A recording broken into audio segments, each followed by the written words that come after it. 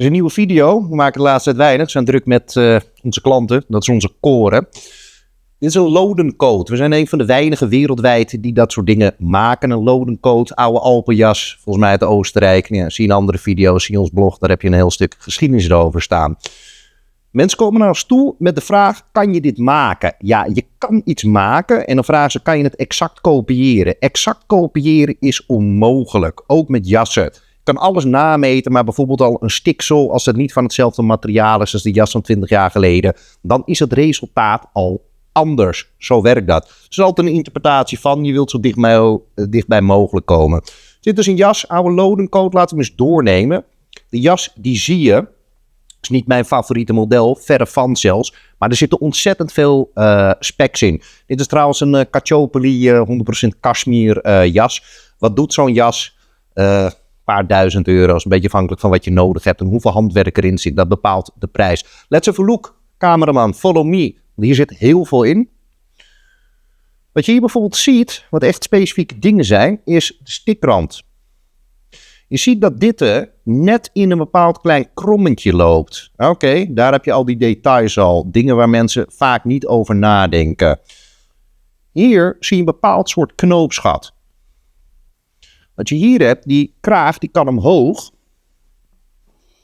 Ja, er zit hier dan een, weet ik veel, een lipje aan, hè.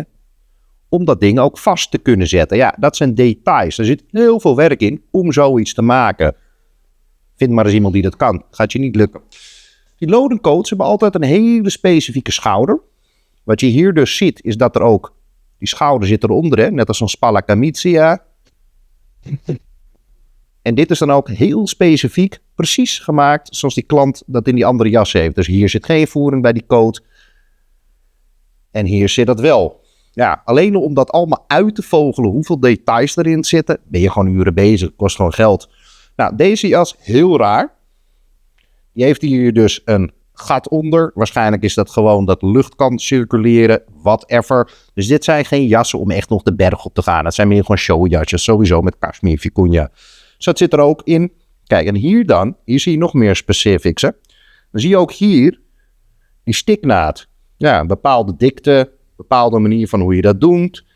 Je ziet hier dus ook weer zo'n luchtgat. Waarschijnlijk dat je dus ook weer bij je onderkleding kan. Weet ik veel. Als je een jas hebt waarom ze er gaten in maken. Maar er zitten spijkerbroeken met vlekken en dat soort idiotie.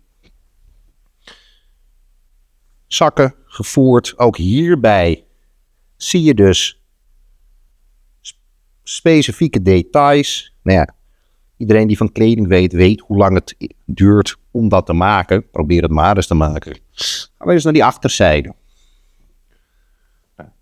Uiteraard een naad, zit zo'n plooitje in, heeft een bepaalde diepte, bepaalde breedte. Dus dit moet je ook allemaal berekenen, nameten, afhankelijk van hoe die dingen vallen. Hier zit een driehoekje zoals die meneer dat wilt. Ja, dat kan dus allemaal. En dat geeft ook aan hoeveel werk er eigenlijk eerst zit in echt ambacht. Hè? En ja, dat is ook een beetje wat je natuurlijk online hebt tegenwoordig met al die influencers die zich Taylor noemen. Voorop de Melvin. My god, wat een idioot is dat.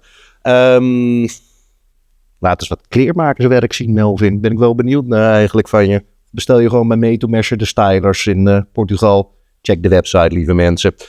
Ook de binnenkant, bepaalde manieren afgewerkt. Bepaald binnenwerk, bepaalde manier van de voeringen.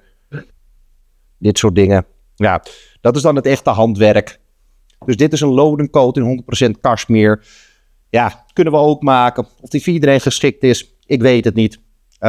Kost een hoop geld, zit een hele hoop moeite in. Wat bij dit soort dingen heel belangrijk is, als je kleding laat maken, moet je ook terugkomen voor het passen. Dan kun je alles controleren. Hier zien we nog een pluisje, die gaan we zo eens eventjes wegknippen. Goed, hierbij zie je in ieder geval wat wij kunnen. We hopen je te mogen begroeten. De mazzel.